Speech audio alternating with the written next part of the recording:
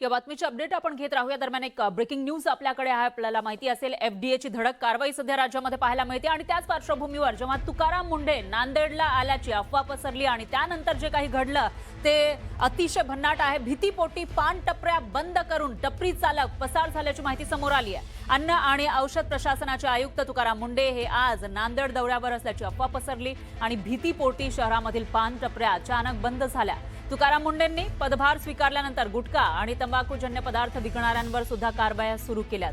त्याची धास्ती पान टपरी चालकांना आहेच. त्यामध्येच आज तुकाराम मुंढे हे नांदेडला आले अशी अफवा पसरली आणि दुपारनंतर शहरातील मुख्य भागामधील पान टपऱ्या बंद झाल्या. कारवाईच्या भीतीपोटी या टपऱ्या बंद करून टपरी चालक पसार झाल्याची माहिती आहे.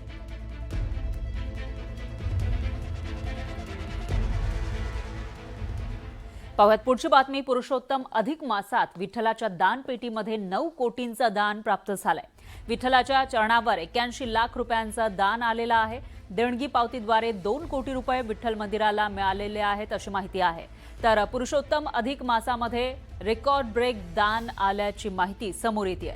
विठ्ठल मंदिर समितीचे सहअध्यक्ष गहिनीनाथ महाराज औसेकर यांनी तशी माहिती दिली आहे. मागील अधिक महिन्याच्या तुलनेमध्ये 2 कोटी 26 लाखांना दान वाढल्याचंही कळतंय.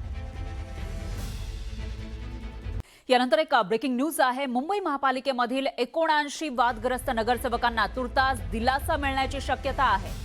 जात वैधतेसाठी 6 महिन्यांची मुदत वाढ मिळालेली आहे. त्यामुळे त्यांना दिलासा मिळालाय असं म्हणता येईल. 79 नगरसेवकांच्या निवडी न्यायालयीन वादामध्ये सापडलेल्या आहेत.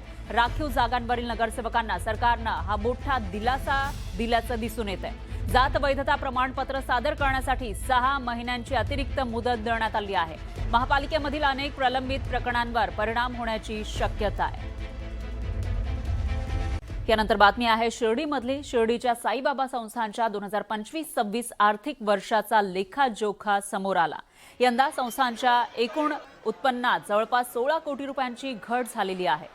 2024-25 या आर्थिक वर्षामध्ये साईबाबा संस्थानचे एकूण उत्पन्न 648 कोटी रुपये होतं. मात्र 2025-26 या वर्षामध्ये हे उत्पन्न 632 कोटी रुपयांवर आलंय. भक्तांकडून मिळणाऱ्या रोख आणि ऑनलाईन देणगीमध्ये ही घट झाली आहे. मात्र सोने चांदीच्या देणग्यांमध्ये वाढ झाली आहे.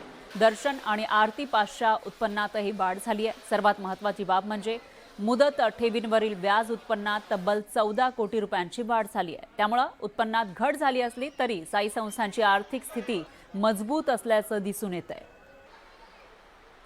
हॉस्पिटलची काही मशिनरींची गरज जी आहे ती तातडीची होती.